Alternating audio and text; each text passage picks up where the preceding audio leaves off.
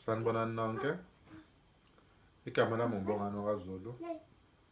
Ngiqhamuka endaweni yaseThekwini, eSouth Africa. Ngi-100 plus guider yaka-MMM. Ngiyajabula ukuba yilunga ka-MMM.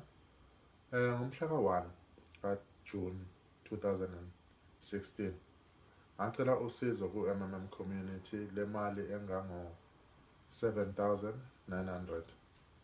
Namuhla ngiyajabula ukusho ukuthi i-MMM community yakwazi ukuthi ngisize ngaleyo mali ngaphandle kwezihibe.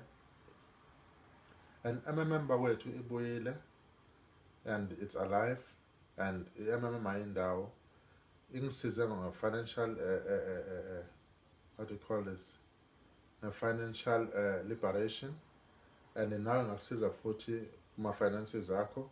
Sengikwazile ukuthi ngi-spread the word to communities, to friends, to whoever umuntu engimaziyo.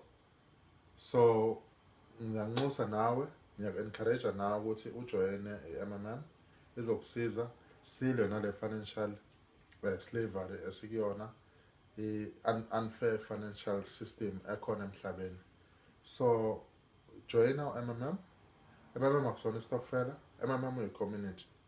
So uku-involve wakho ku-community kusho ukuthi uyakwazi ukusiza umuntu ngemali nawe uphinde usize. Ngiyabonga.